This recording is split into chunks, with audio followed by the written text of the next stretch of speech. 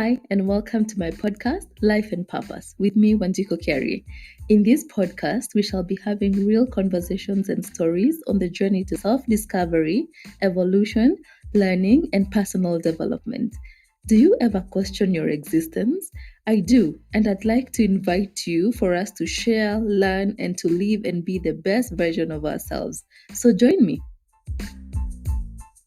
Hi, and welcome to this week's episode. Sophia, it's so amazing to have you on the show today. Welcome and say hello to my listeners. Hello, darlings. I'm happy to be here, really. You're very welcome. And I think we'll go straight into it. And I want to first ask you to introduce yourself. Who is Sophia? What do you do? Where are you from? Yeah, take it away. Beautiful. I am Sophia. I'm often I'm called Sophia Wise One, daughter of the wind, spider queen. I have a lot of names. But I hail from, I'm born and raised in Philadelphia, Pennsylvania, United States, occupied Turtle Island. And I am currently in Philadelphia with my family. I have been nomadic for the past 2.5 years or plus. So largely in on the continental United States, but I've done some traveling. And I am a singer, a podcaster, a transformational storyteller, and what I call a medicine caller.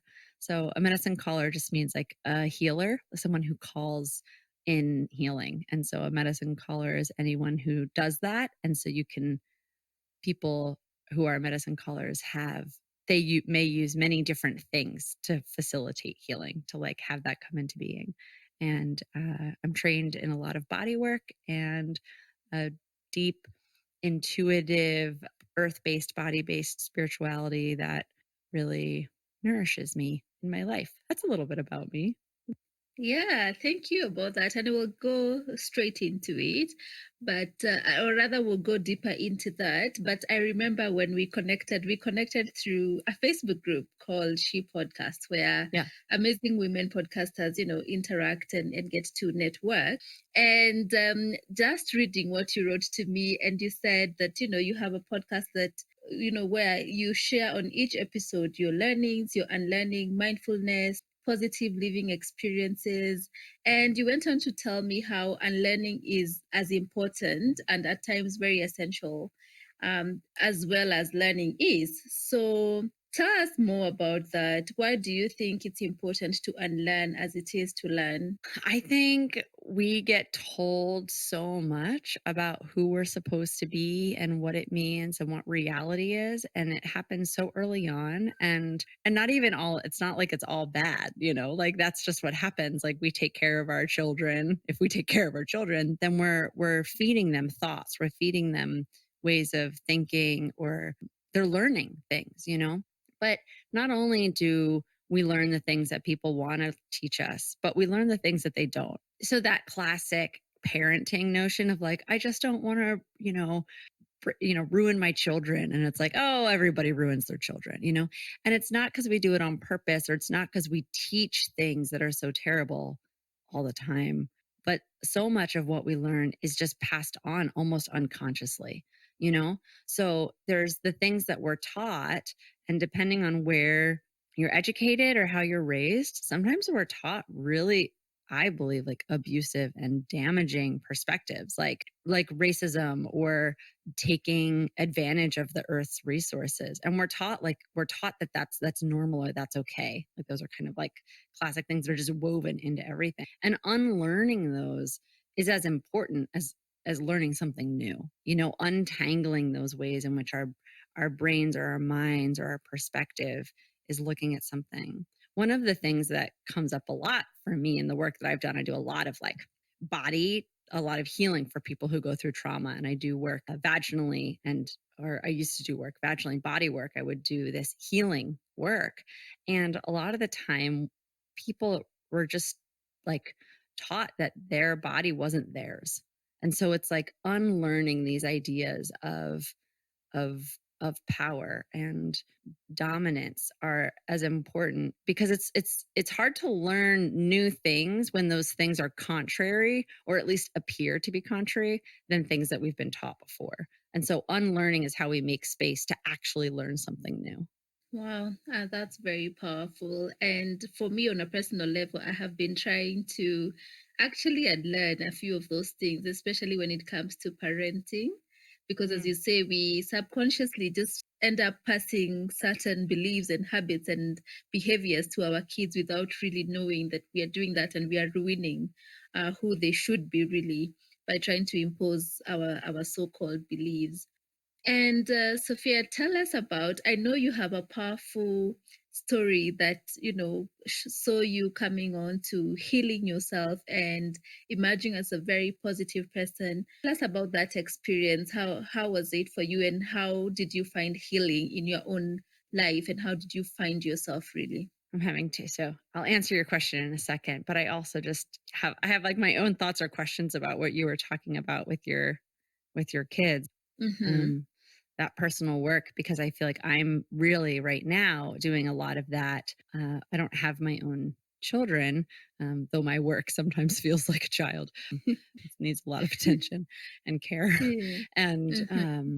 but I'm really sitting with the ways in which I was imprinted on by my parents in ways that they definitely didn't want, that don't want that, like that struggle consciously, but watching how some of those things are still present unconsciously and those struggles too. So that feels really like pertinent and present for me too. Wow. Um, yeah. Mm-hmm. So I grew up in a household of really amazing, magical people. I really love my family, and I have a papa, and I have a mama, and I have a brother, and I have a sister, and I have a me. We had lots of animals, and my mom got chronically ill when I was a kid, and it really changed the way that the house worked. And sometimes I referred to it as like the idea of like parenting and children, like wasn't really how you got through the day. Like it was really like teamwork. So it was like everyone's strengths really took the lead and we shared the load and everybody did what they could, you know? And that in a lot of ways gave me a lot of gifts. And in other ways, it fucked me up. you know, became like Yeah. overly emotionally responsible and enmeshed and really complicated my sense of worth with other people's well-being. And one of the other things that's pretty magical about my upbringing is that I was like a little, I think a lot of children are, maybe all, but I don't know, are like little baby mystics. Like they come in, and if you listen, they have a lot of stories about before they were born. They're very connected to the ancestors. Um, and I think a lot of people don't really listen to kids. And they think that they're just making it up as opposed to like remembering or bringing in real information. And I grew up in a household that really honored these memories of mine. Like I would say to them when I was very little, well, before I came here, and like I chose you because, like I would tell them about before I was born. And my family not only listened, but they remembered the stories and told them back to me. And what does my dad call it? My dad calls it, I forget what he calls it. It's something about like being in the edge, like the in between, like living in the in between, like that. I just have had this like very attuned sensitivity since I was a little tiny person, and a deep caring and a wisdom. So like a bridging of those things that I would look. And so my mom was a yoga teacher, and so meditation and being in the body and listening to the body were things that I grew up in. And so, if we fast forward, um, when I was there, I am in college, and I'm like the great novella of the like college student in New York. Went to New York and I was studying theater, and I shaved my head and fell in love with a young punk rock girl and would walk hours in Soho. It was a good book, it's like a good, really good chapter of life or whatever. I fell in love and was studying and learning and having my mind blown by this incredible education that was asking these questions, these powerful unlearning questions of like, you know, do you have context? Every class that I took in this liberal arts college at Eugene Lang College was always like, okay, this is the authority, quote unquote, that we're learning from. But you have to understand that their perspective is coming from their context. So before we listen and believe every word they say, let's put that word in context. And it was the first time that really this notion of bias became a neutral term and something that is just like inherent. Like everybody's subjective, everybody's biased, that we're just a bunch of humans, you know? And so having this very rich, like social expansion. And I came home and I saw the kind of coping or dysfunction or the function of my family in a different way. And I went back to college and was like, I left for college and went back home. And, you know, I think a lot of people have this if they've ever had the opportunity to leave where they grew up and then come back, you see it through this whole new level of you're like, I just thought that was normal. But now that I don't live in it and I came back to it, like, that's not normal. Like, that's not, that's like, you know, so I kind of saw the coping that our family was. And I came back and was like, whoa, this is intense. And then the person that I'd fallen in love with left the college that we were going to. And the combination between the growth and the newness and the challenges, all of these things, my like repressed and coping mechanisms really broke. And I fell into a really deep depression. And it just kind of all crumbled, all of my holding it together. I dropped out of college and my mom cut out this cartoon from the New Yorker magazine. And it was these two women jogging around the lake in Central Park. And one of them says to the other, I just can't do perky anymore. And she cut out this cartoon and gave it to me. She was like, Mhm. I think it reminded me of you. You know, it was like I couldn't just be this happy-go-lucky positive person. I just kind of broke. And but I had had those foundations, the spiritual perspective, trusting my body, kind of I had these foundations that allowed me to go, this breaking is for healing, not for like ending or destroying me. And so I embarked on what I often refer to as like a 7-year journey in which it was like I became a massage therapist. I got trained in like 20 different healing modalities. I studied with indigenous grandmothers. I received healing and teachings from all sorts of teachers, communication. I taught theater. I made performance art. I did all of these things to kind of weave myself back together. I did a lot of praying. I did a lot of screaming at God. I did a lot of facing my pain. And what came out of this process was a couple different things, but one of them was that when I was in this heartache, I was like, I want a teacher. Like I feel alone and I feel lost. Like send me a teacher.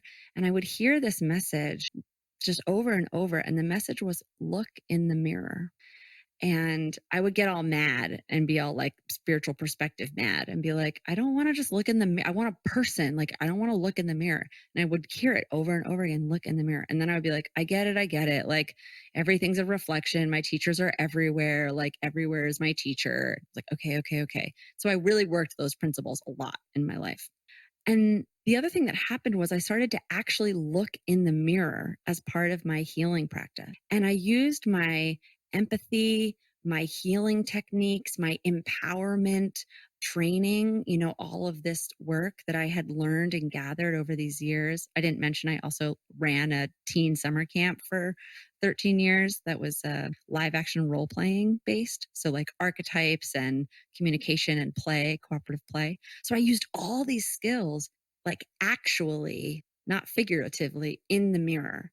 I would put my face very close to the mirror. I'd look at myself, and then I would use the same techniques that I would use someone that I was holding space for. I used that for myself. And what I experienced was this process of having this feeling of being a split self, this like aching, broke part, and this like wise holding space part. And that if I held enough space and really was with myself, I would have an experience of unifying. That by the end of this time, the wisdom and the hurt, and I would remember who I really was. I didn't have to be this separate wise container or this broken piece. I could look at myself and be like, there you are. I know you. I am you. Like, this is me.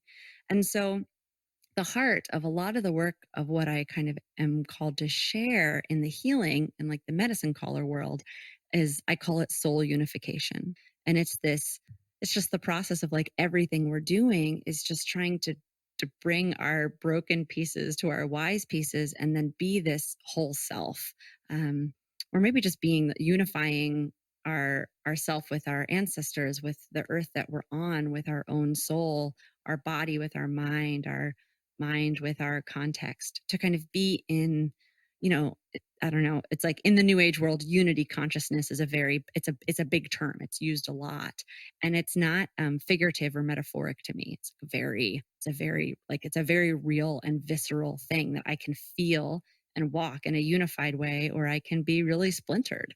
And I've really taken the responsibility, knowing that I can move between those spaces. There's a lot of power there. I have a lot of opportunity. If I know them both, then I can make a lot of choices that move me into and perpetuate and then support that unity state. Wow.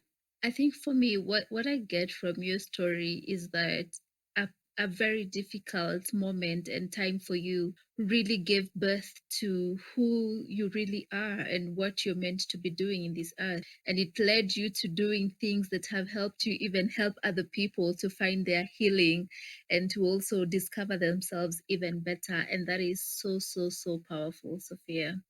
Thank And you. yeah, Wanjiku, go ahead. yeah, I find it so, so powerful.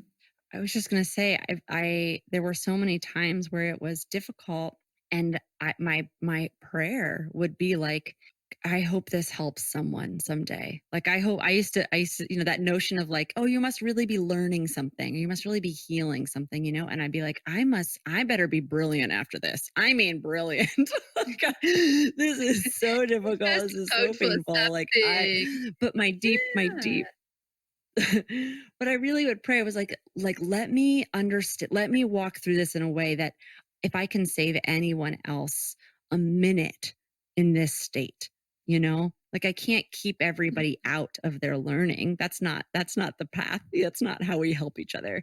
But there's ways that we help each other through when we find ourselves somewhere. And that feeling of, if I can, and then it gets like really out there for me in terms of vibrational realities or paradigms or things like that. And like, if I can help heal the consciousness, the collective, then this work may even, it's like, maybe if somebody can never go through this pain, because me and the other people that have been able to create a shifted world, live differently, make different choices, unlearn, and then create new learning, then like I'm here for it. I'm really here for it. And I find that very interesting because there's a school of thought that says that, unless you go through the fire, unless you go through really tough moments, then you really do not get out of it or you don't become the true you. Do you subscribe to that school of thought, or do you believe that people can actually learn from other people's experiences and, be able to also find themselves and to be able to also influence other people or to impact the other people's lives as well?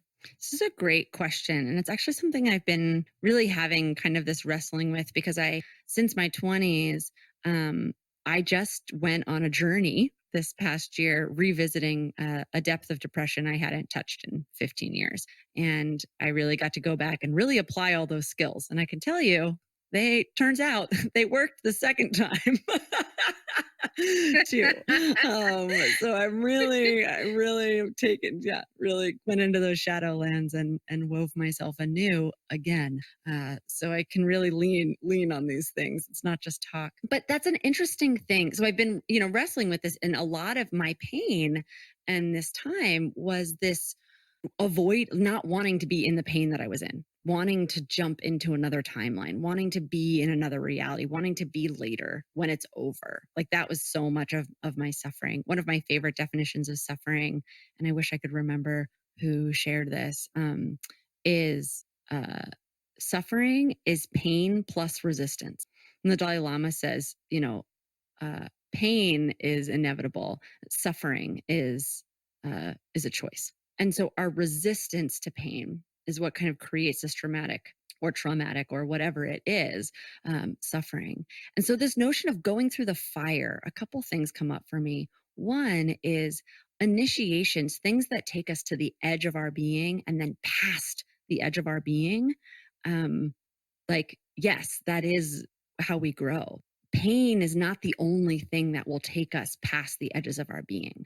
There is also a fire of like love and passion. Anyone who's had an incredible love affair knows that there are things that will take you beyond who you thought you were and learn something new. And it wasn't because it was so dreadful. It was because it was so expansive and beyond what you could imagine. And so I do believe that in most circumstances, you have to um, you have to go past your notions or your experience of what an edge is to be able to grow. Right? You have to go past where you were to grow. And so the thing that takes you past where you were, I think there are way more options than just pain and suffering or joy and sex and bliss. I think we can learn from other people if we're open to it. And this to me is one of those things that can sound really theoretical, but if you experience it, it's not in theory, it's actual, which is that I really believe in and have experienced transmission type healing or learning, where it's like in altered brain states in a deep meditative state, receiving new information and it changing my body or it changing the way that I behave. And so that's real too.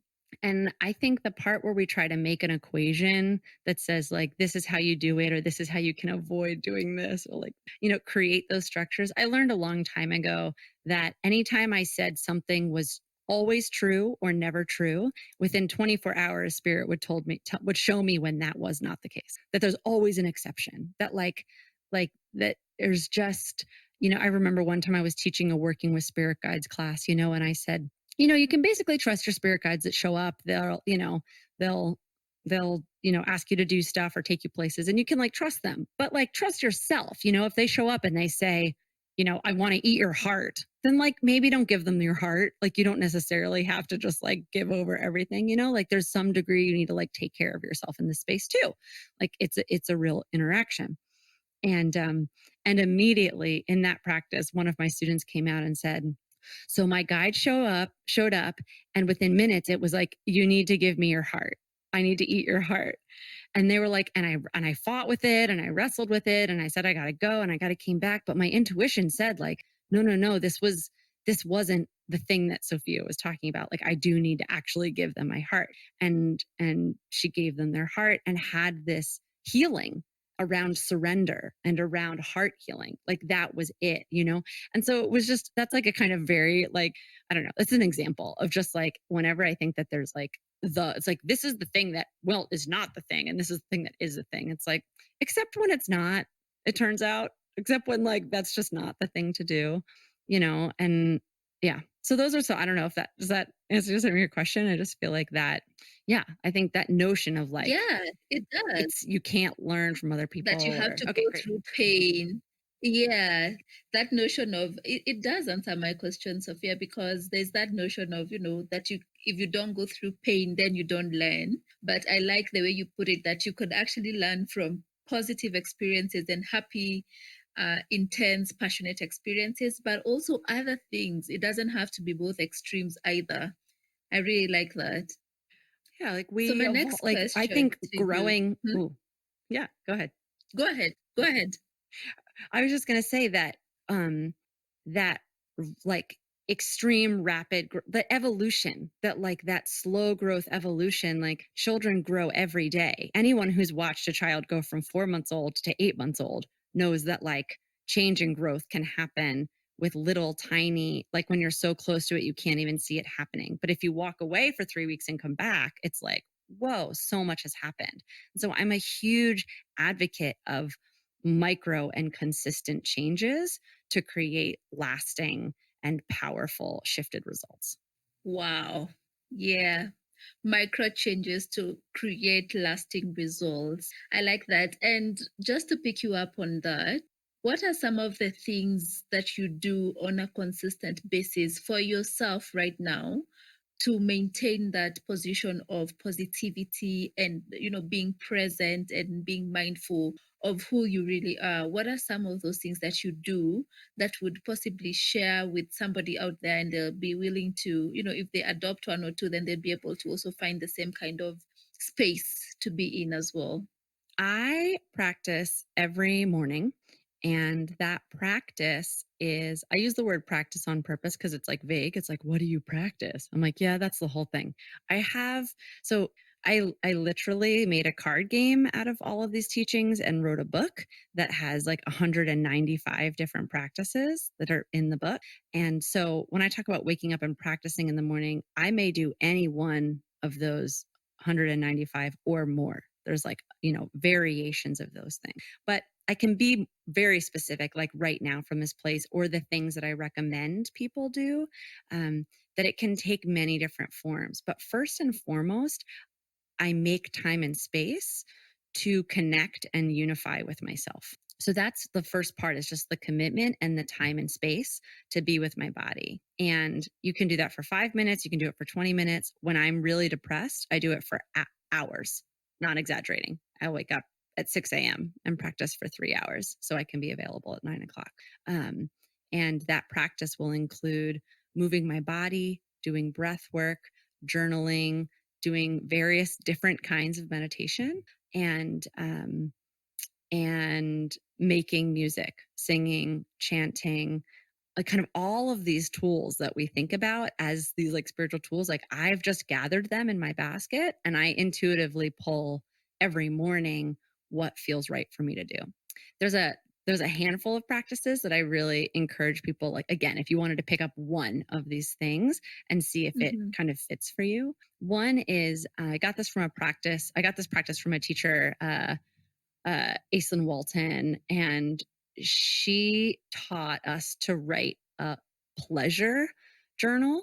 And so in place of a gratitude journal, things that I was grateful for, I started the practice of writing. It's like a gratitude journal, but it's like body based, really attuning and training myself to feel what felt good in the day. And I have another teacher, another colleague friend, Mindy Liu, who says, there is no law of bad, only the law of good.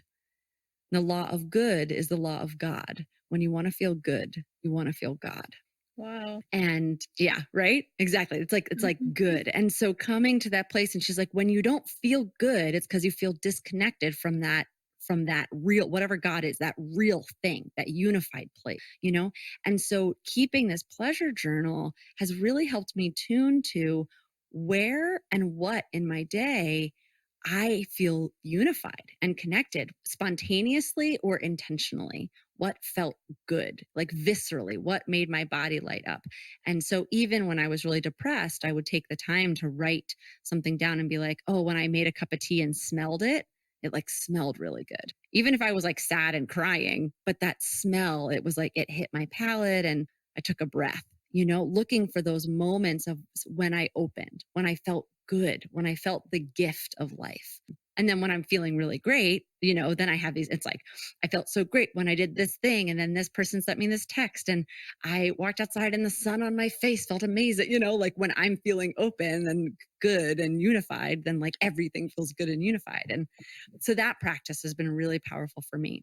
Mm-hmm. I am a huge fan of people understanding that meditation is highly varied, and there's lots of different kinds of meditation. And so if you haven't found a meditation that works for you, to like keep looking. I use both active and passive meditation practices, which means like stilling, quiet, where I try to, focus on my breath. I quiet my body. I do my best to just kind of relax and let go of tension, let my minds pass. I don't try to quiet my mind, but I don't feed the thoughts that I'm having. That kind of meditation. I also do active meditation or dynamic meditation, in which I do all the breathing things to kind of get myself in a relaxed state.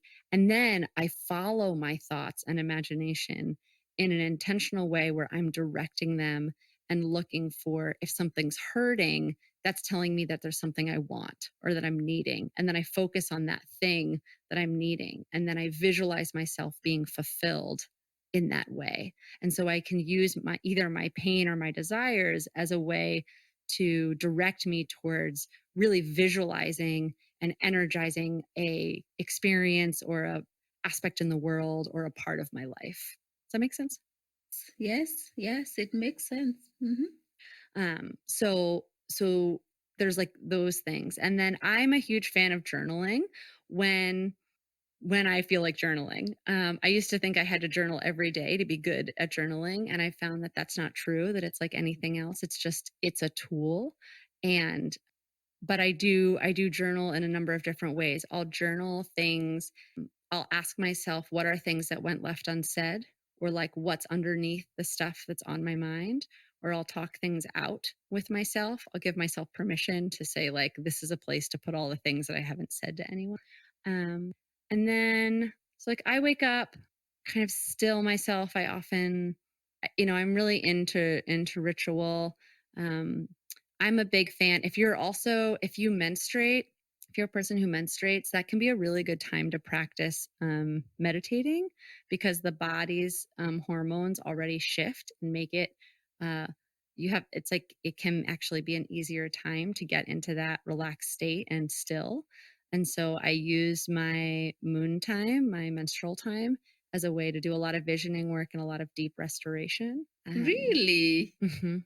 Yeah. That is something new. I'll try it next time. Yeah. Yeah, I know there is definitely you're more emotive, you feel more deeply, and you're connected with things a little more during that time. I've never just seen the opportunity to translate that time into doing something positive and doing some thought work. So I'm gonna try that from you. Awesome, beautiful. And I love to even make the invitation to like put a hand, over your womb area or over your heart or one another place, and just take a breath and just be like, I am I'm here to listen to your wisdom. Like this space is like there's wisdom here. Just that intentionality of just like I'm trusting. I'm showing up to trust. I'm showing up to listen. Those are those are powerful when we're in that space. I'm a huge fan of talking to our bodies. The other thing that I do is I pick teachers and like walk with them. So I have a yoga teacher I take 2 classes from a week, and right now they're Zoom based, they're online, and so I have recordings, and so I'll even do most of those classes I'll do either once that a week or even twice, sometimes 3 times. I'll like watch the especially in that Yeah. depression time for me, being in the body is really important, because the body is feeling, and then the body processes the feelings, and then we feel better. When we're not in the body, it's hard to process the feelings. When we don't process the feelings, we feel heavy and trashed. Thanks for those tips. And I know that we shall pick, the listeners will pick one or two and begin the journey to just getting grounded. And, you sound like you have really come to in terms of knowing the things that work for you, what to do when you're feeling low or depressed, and when to really connect with yourself and your body. And I would like to know, is there something that you feel you're still struggling with? What's the area of development for you at this time in your Woo! personal or spiritual life? Thanks for Where the asking. heat I'll tell you. fly? Everybody Go lean back. I'm on. going to unload right now. Yeah. One of the things I think about consciousness, or like getting to awareness, getting to know ourselves, is like the more aware you become, the more aware you become. So it's not like I care less. I just keep caring more. I just keep noticing more. So I'm in a deep journey right now, a like wrestling kind of. Maybe part of what I'm working is giving up the wrestle. But I'm on this journey. A year ago, I started to ask and pray for true love. And I was in a partnership at the time that I was loving. I just loved it. I was having so much fun and I was really inspired, and I felt more myself, and was was finding myself in this partnership and was enjoying it. Kind of much to my I like tried not to get that involved. You know what I mean? I was trying to keep it casual, but like that's not really how I work at all. So I was really invested. And it opened my heart in this way that I realized it revealed this disbelief that I had in this notion of like true love. Now, if we rewind to when I was like 19 and had my mental breakdown, if you asked me if I was 19, if like happiness or inner peace was real, if I gave you like a real honest answer, it would have been like, yeah, like it's a thing that people like feel sometimes. But like I didn't really believe that like happy, like people were happy. I didn't. Like I just did. I was just like, I don't, just people are just wrecked, you know? And now I have this sense of like inner peace is like a real thing. It's not just an idea. And so I had this notion of being like, maybe this true love thing that people have been like writing and singing about forever, and like all the poetries and all the mystics and all the everything, and these deep meditative unity experiences that I have in my spiritual practice, or that I've had a moment with shared with another person, maybe there's something that I could live into that in the same way that I've learned how to live into happiness or inner peace, that those things have become real and real and grow and are becoming more real, not less real. And so I started to pray on true love. And now here's the thing for anyone who's like new to this like praying or manifesting or intention setting thing, which is like when you ask for something, what you get is you get shown all the things that are between you and that thing. So when I prayed for peace, I did a massive ceremony for peace and for peace in Philadelphia 8 years ago. What happened for the next 4 months was I got to see all the ways that I waged war inside myself, inside my relationships, inside my life. When I prayed for peace, I found out about war because that those behaviors were the things that were keeping me from knowing peace. And I had to see them and I had to change them to really know peace. And so I knew what I was getting into. And in fact, if we were to like go back and read journal entries, I was like, why am I doing this? This is asking for trouble. But I'm inspired. I think this true love notion might really be a real thing. I think it might really be a real thing. Like, I think there might be really something to. And so what happened, of course, since then is all of the things that all of the ways in which I have stood between the ways in which I blocked love and true love from my life. And so, hence my beautiful descent into the deepest depths of my being. And one of the things that I found in there, I found a couple things. Snark, roll my eyes. I found a lot of things. But I found a lot of things. I found a lot of things that were between me and really loving. Like I did bitterness, resentment, control, manipulation, exhaustion, withholding, pity, shame. And I mean, like, I've done a lot of work. So these aren't like, they weren't big, showy fanfare versions of these things. They're subtle, insidious, sticky, hard to get to, nasty when you really see them, fear, so fearful. And so I've come through a lot. I mean, I've come through a lot of that. And right now, the place that I am with it, I was just writing some music about it this morning, actually. I was writing about my fear and my my withholding of my own love because I didn't want to be rejected, or withholding my own life force energy because I didn't think it's wanted. And that's a real power. It'll really mess you up, it'll really mess you up. That's the kind of thing that like there may be, right? It's like what I said, there may be a time or place where that's the right action to take, that's in integrity. But as a way of being, it's highly problematic to withhold your love or your life force as a way of taking care of someone else, right? So the place that I'm sitting with right now is I'm working. It's funny because the words that come to mind feel like they're the same words. Like they're always, it's like, what else are we talking about? But it's like loving bravely. And it's about really looking at what loving is, I guess. I'm like still in that deep place, and fear right now is the thing that really came up for me. Like that's like like for me this morning, I woke up and practiced. Like I said, sometimes I practiced for 20 minutes, and sometimes I practiced for 3. Like I practiced for hours. I woke up feeling scared. I woke up feeling controlling. I woke up feeling regretful about my actions yesterday.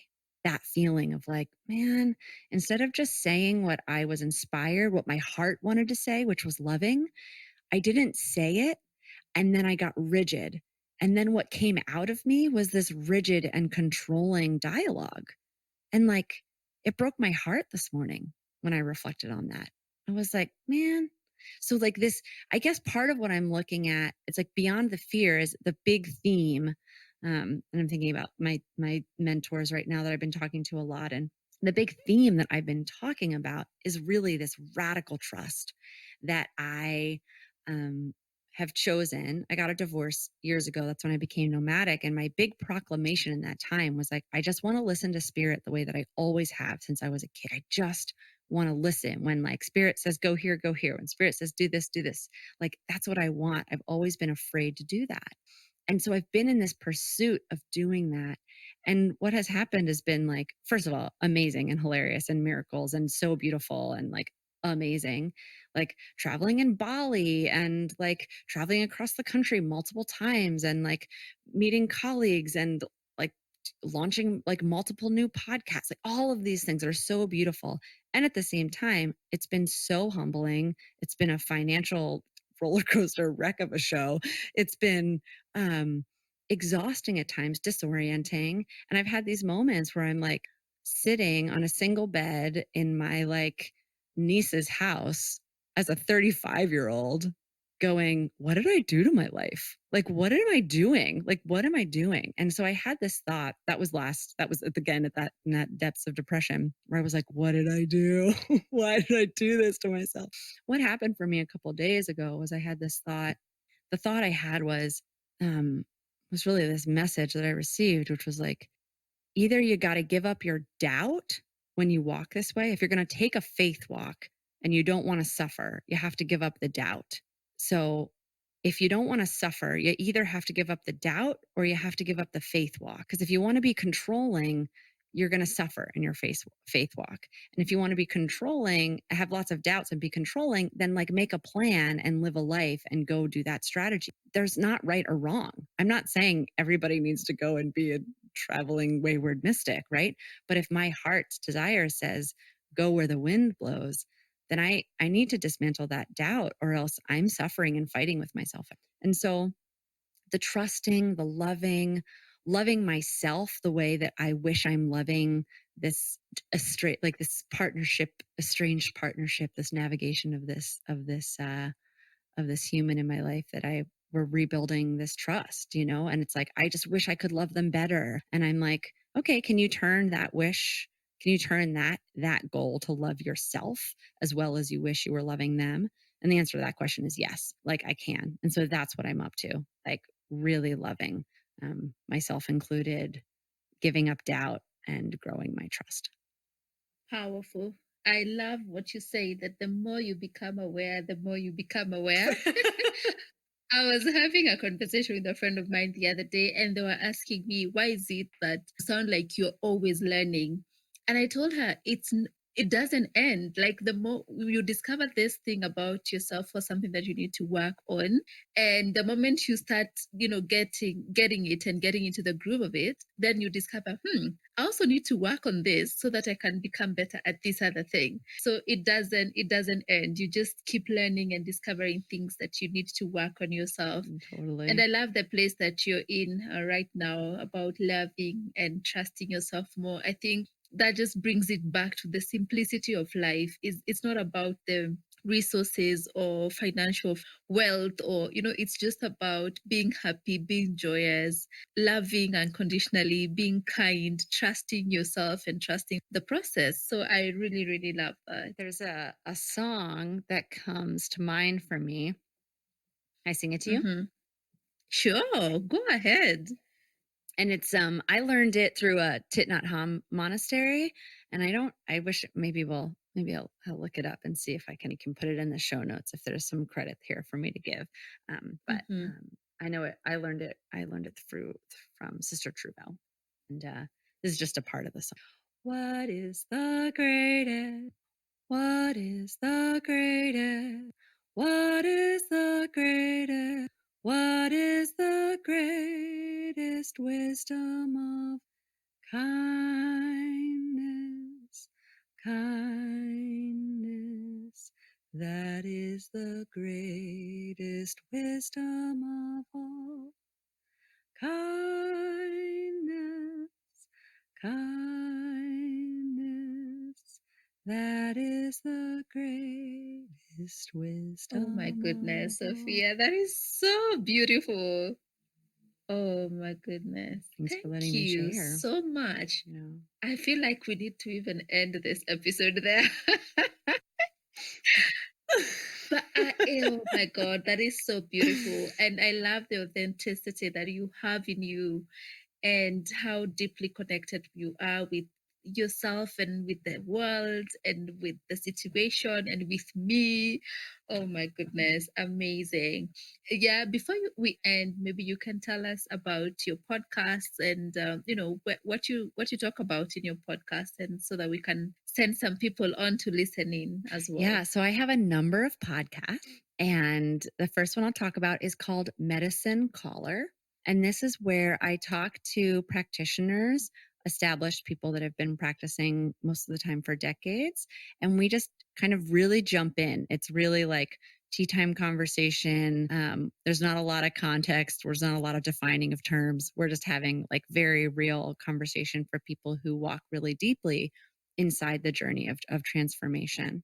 So that's Medicine Caller. And I have another show called Vagina Talks. And Vagina Talks is a place where I really am into composting the patriarchy, really looking at re educating ourselves around things that we like, unlearning and learning new things around our bodies and around our power, around our sexuality. So some of those shows are very theme based, they're education based, they're get some more information. Some of them are very, very conversational, but again, from that raw place. And we're exploring the principles, the paradigms, the ideas that are impacting our ability to really be our own selves. That's Vagina Talks. And then I have a precious new show that's my like radical new show that is called Temple Erotica, Stories of Sacred Sexuality. And this is actually an erotica podcast. So this is me telling ceremony based sexy stories.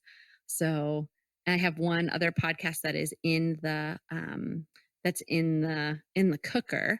It's up right now called I Love My Life podcast. And right now it's where the medicine songs that go along with the game and the deck, those sit out there. So there's like call and response versions of these songs that you can learn.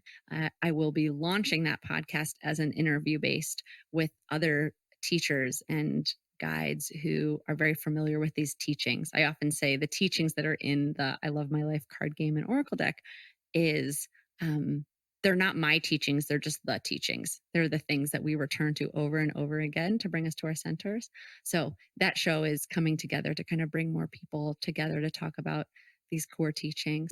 So all of those shows and my Patreon, which is the membership community site where we're interacting, and that's where I share a lot of my music. You can access all that stuff through my website, sophiawiseone.com, or you can find all those podcasts on I all the keep major asking you platforms. how you do all these things, but again, you're multi-talented, and it's amazing that you're willing to share your many giftings with the world, because that's therein lies the true happiness and the true gift.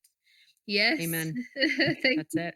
And that's, I mean, that's it. Like, I just really, I like, Wanjiku, like, that's it. Like, that's it. Like, in the depth of my depression, not like the depth, like in the coming out of it, I went on this walk. I made this offering and I went to the woods and I said, take me to the grandmother tree. And I'm walking through the woods and I kept getting this feeling. I was like, you're not taking me to the grandmother tree. You're taking me somewhere else, but I trust you. I could just kind of following my instincts, you know, and I came to this great grandmother tree. I mean, this tree was burned, it was covered in spider webs, it was old, it was big, it was this great grandmother tree. And I was like, oh, you brought me to the boss. Like, okay. So I made my offerings and I sat down. And really what one of the major things that I took away from sitting with this great grandmother tree was she said, you can't make an offering, you can't ask. We can't give you the happiness that you want. There's nothing that we can give you. Your happiness is going to come from giving and being and living and pouring yourself forward into the world. That's what's going to free you. When you let yourself be and come into the world and be all that you are, that's the happiness. That's going to fulfill you. We can't give you anything. We already gave it to you, is what she said. Like, we made you. We like made you a body and a life. And that's what we've given you. And the joy you get is by living that now and expressing that and letting it come out of you. Is That's to how you're be going to get it. completely unapologetic about that as well. Just, getting at a place where you put fear aside, you put judgment aside, and you just share your giftings with the world. I love that. This is the kind of Mm, conversation, thank you. Sophia, that just leaves you so refreshed, so enriched. It leaves you thinking and also just accepting the place that you're in. And also, it's so free of judgment. It helps see that, it's okay to struggle with a few things, but with intentionality and with small steps every day, then you can be able to get better and to feel better and to be truer to yourself. And I really, really, really, really thank you for sharing your gifting with us Mm. today. Thank you so much. Thank you so much for having me on. Your loving presence, like you just have such a wide. I just had, it just felt very open and very safe to just really share openly and wholeheartedly. And I appreciate that. It felt I enjoy your company. I enjoy Me our time together, too. and I enjoyed being here. And I yeah, and thank you, listeners, for being with us Thank you today. so much for being with us. I hope you enjoyed as much as we did, and catch you on the next one.